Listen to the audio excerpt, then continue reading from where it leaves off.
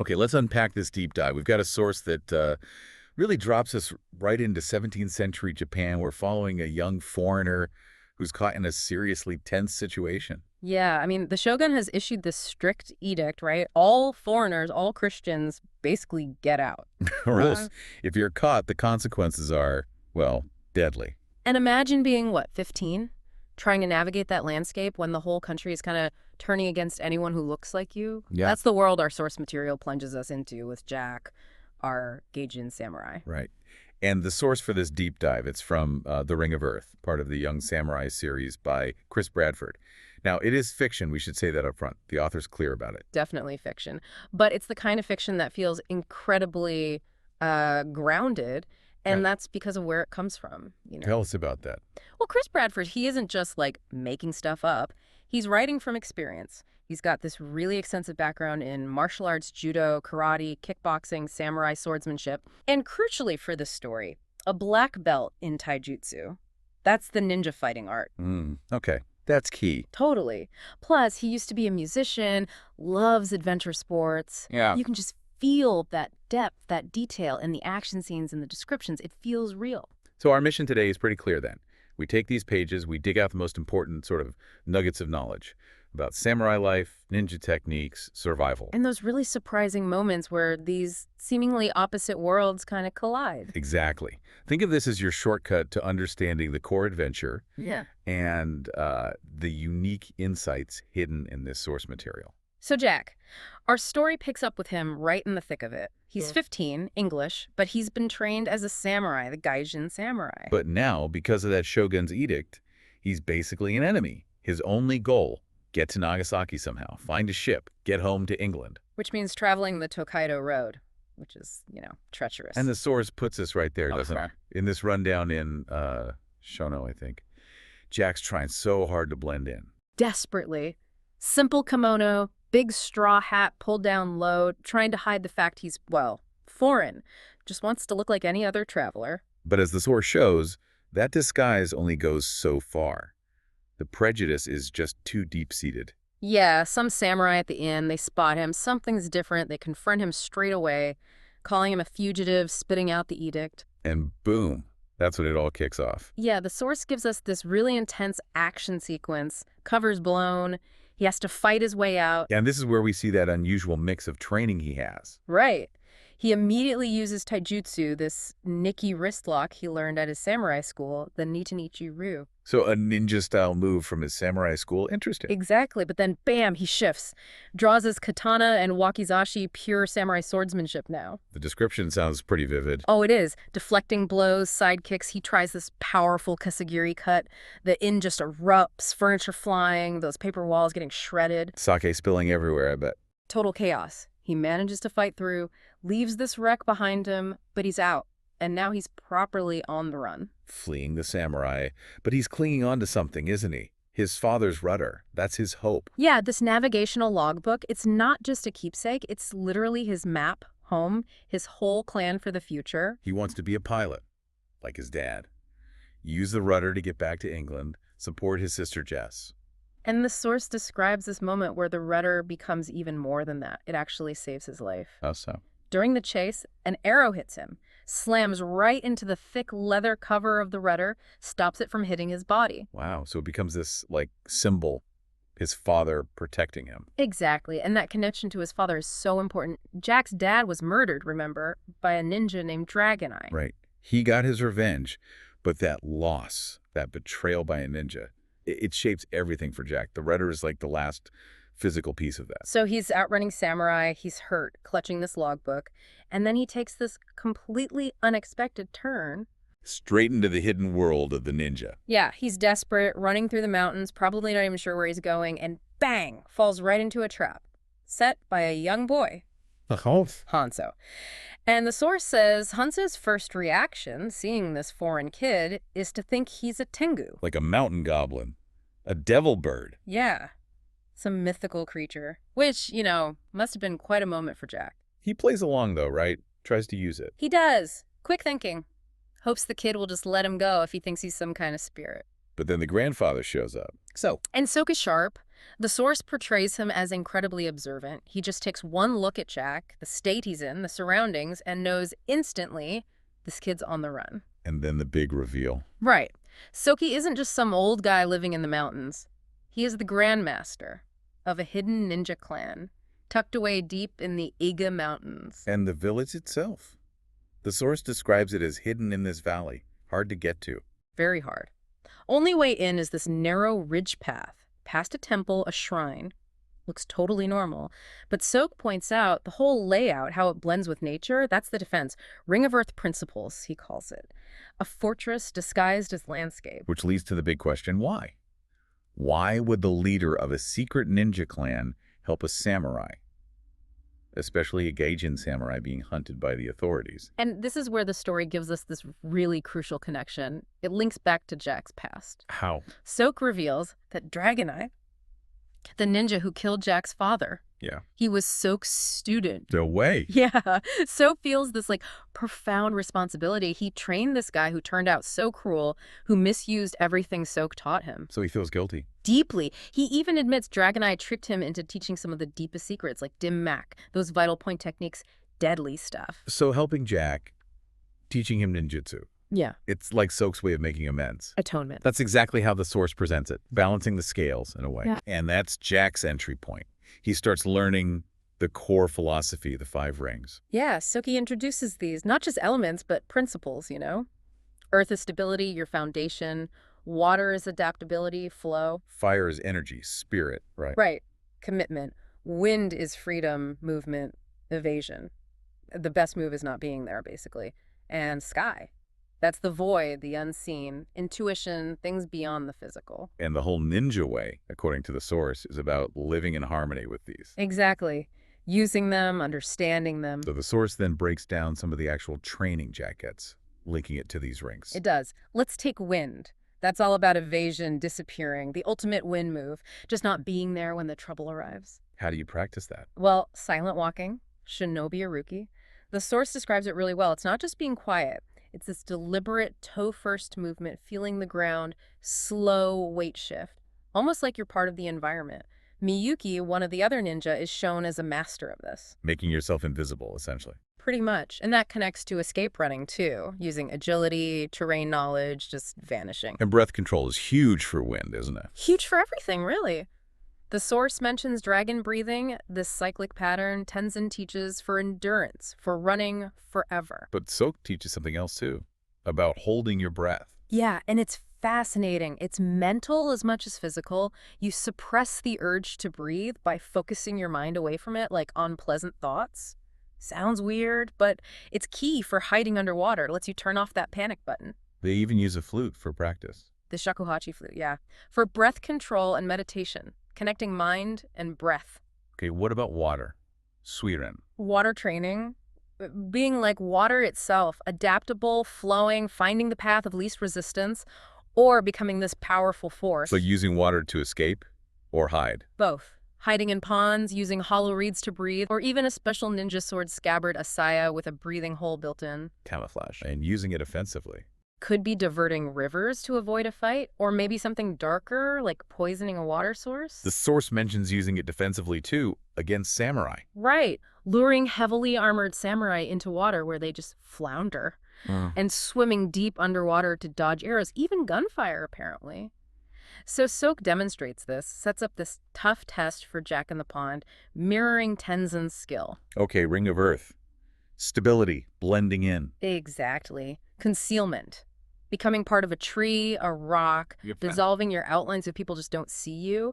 Hiding above ground is mentioned too. Trees, roofs, because people often don't look up. And using the terrain itself for defense? Yeah, the valley walls, but also specific traps like hidden bamboo spikes. Ouch. Definitely ouch. Breathe Then in. fire, energy, combat. Yeah, the direct action part. Hand-to-hand taijutsu. Weapons.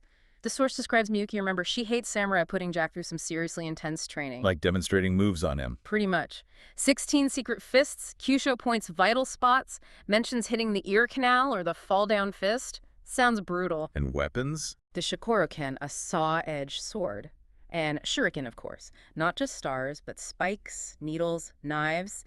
Tenzin teaches Jack throwing techniques, like skimming a stone. Focus the energy. Finally, sky, the void, unseen power. This is where it gets into Mickey, the secret teachings. Meditation, mind control, and Kujian. Kujian isn't magic spells, though, is it? No, not really. It's more a system. Hand gestures, meditation, intense focus, all to unlock mental abilities, tap into that sky energy or ki. Jack knows about ki from samurai training, right? He does, but this seems deeper. The source mentions specific Kuji-in concepts. Kai for sensing intuition, like a gut feeling or warning, and Jin, that's about sensing intent or suggestion in others, almost like reading thoughts or maybe just their intentions. Wow. And the big test for this is the test of truth. Jack has to achieve musha no mind, expecting nothing, ready for anything, pure instinct to sense and dodge Soke's surprise attack without thinking. So Jack's learning all this incredible, sometimes painful stuff, but he's also got to deal with the people in the clan. Absolutely. It's not just school. He meets Shonen, the leader, described as kindly despite his look, Tenzin, his skilled son, and then there's Miyuki. Who hates his guts, basically. Initially, yeah. The source is clear why her family was murdered. By samurai. So Jack, this Gaijin samurai, is like a walking reminder of that trauma. Huge distress there. And while all this is going on, there's this mystery brewing about Hanzo, the kid who caught him. Right. Jack starts putting pieces together. He remembers his friend Akiko, her story about her little brother, Kiyoshi, kidnapped 5 years ago by Dragon Eye. And Akiko never believed he was dead, trained as a ninja to find him. Exactly. And the key detail Akiko told him. Kiyoshi had this really distinctive birthmark. Lower back, shaped like a sakura petal, a cherry blossom. Don't tell me. Hanzo has the exact same birthmark. Whoa. Jack connects the dots. The timing fits Hanzo, found by Soke 5 years ago, same time Kiyoshi was taken. Soke told Jack Hanzo was an orphan, but Jack used that Jinkujian, sensed Soke was hiding something. So Hanzo is Kiyoshi, Akiko's brother, which means he's... Samurai by birth. Raised as a ninja, but born samurai. Okay, so just as Jack's maybe starting to fit in, just as this Hanzo thing is coming to light, the situation outside gets critical. Yeah, but the storm breaks. The source says they get intelligence. Daimyo Kechi is prepping a huge attack. And his motive. Pure revenge. Pure revenge. His father was killed by ninja years ago. He wants to wipe the clan off the map. Payback. So the attack begins. And it's overwhelming. Huge samurai army. Vastly outnumbering the ninja. At first, the terrain helps the defenders, those Ring of Earth defenses on the steep slope, slow them down. It was desperate. Totally desperate. Kachiya, the blacksmith, is churning out weapons. They use Ring of Wind tactics like this suicide mission where ninja disguised as samurai sneak into Akechi's ranks to cause chaos, make them fight each other. Ishibe leads that gutsy move. And then Akiko shows up in the middle of the battle. Yeah, dramatic entrance, wearing samurai armor, fighting alongside the ninja. Which must have caused some tension with Miyuki. Oh, yeah. Miyuki sees the armor, immediately lashes out. Spy accuses samurai of having no heart, old wounds. But Akiko proves herself. Instantly. Saves Hanzo from a samurai using her skills Autumn Leaf Strike, disarming him. And Hanzo fights back too, using his ninja moves Thumb Lock, 8 Leaves Fist. A real mix of styles there. And we get that twist about Miyuki in the infight. Yeah, the source reveals she was the samurai in the mask back then, the one who took down her own leader to help Jack escape. She trusted him, even then, or was testing him. Incredible. But they can't hold the village.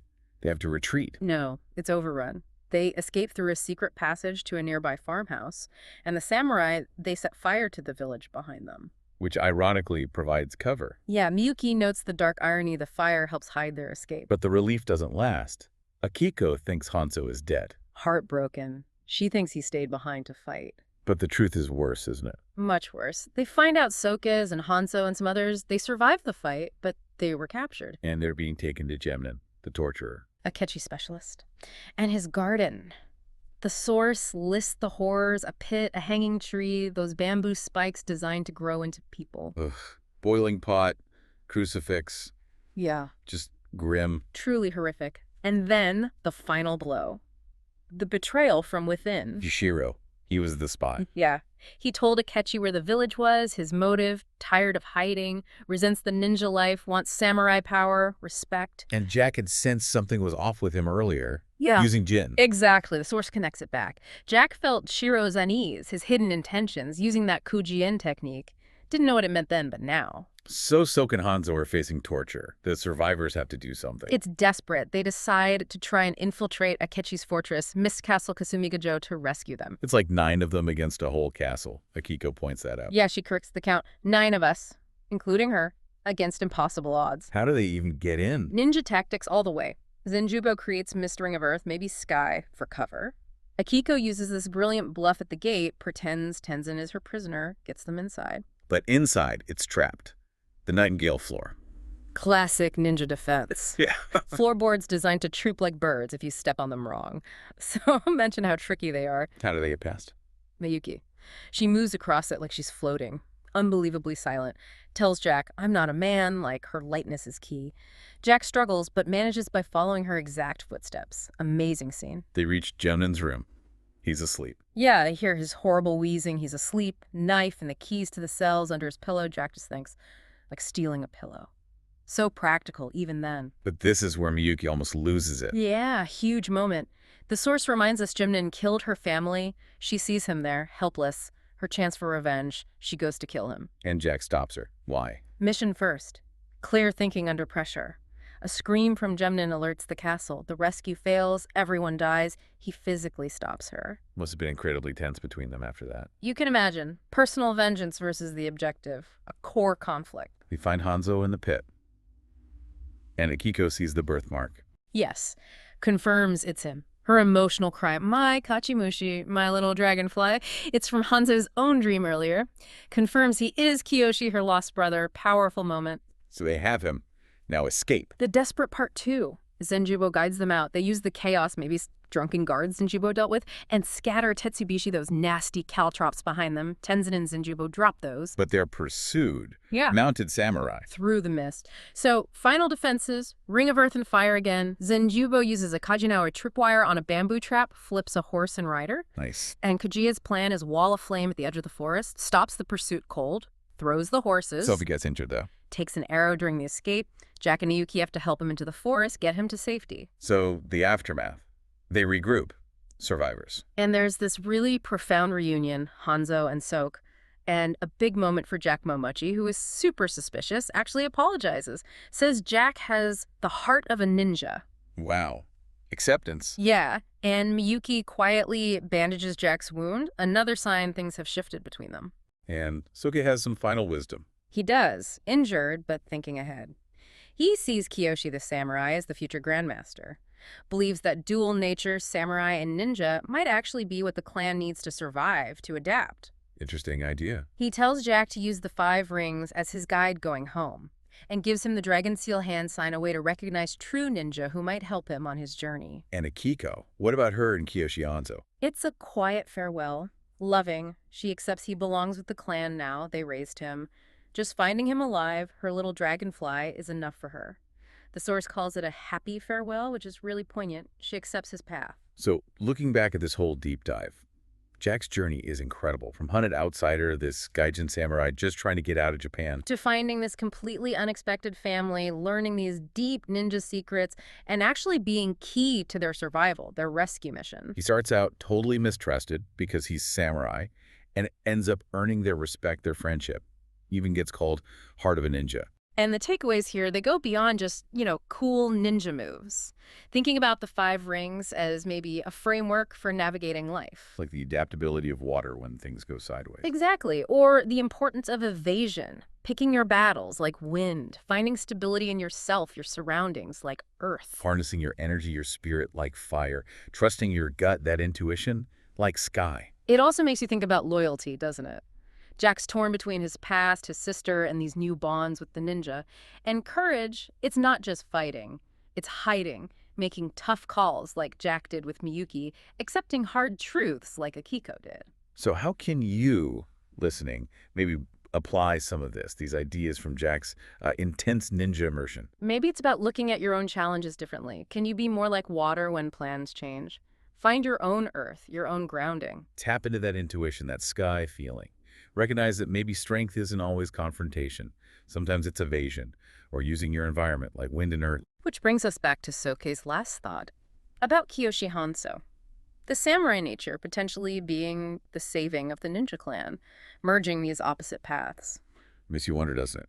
Can two ways of life that seem so fundamentally opposed, the samurai's open honor code versus the ninja's hidden ways, can they actually learn from each other, strengthen each other? Or are some differences just too deep, too fundamental to really bridge? Something for you to think about as you go about your day.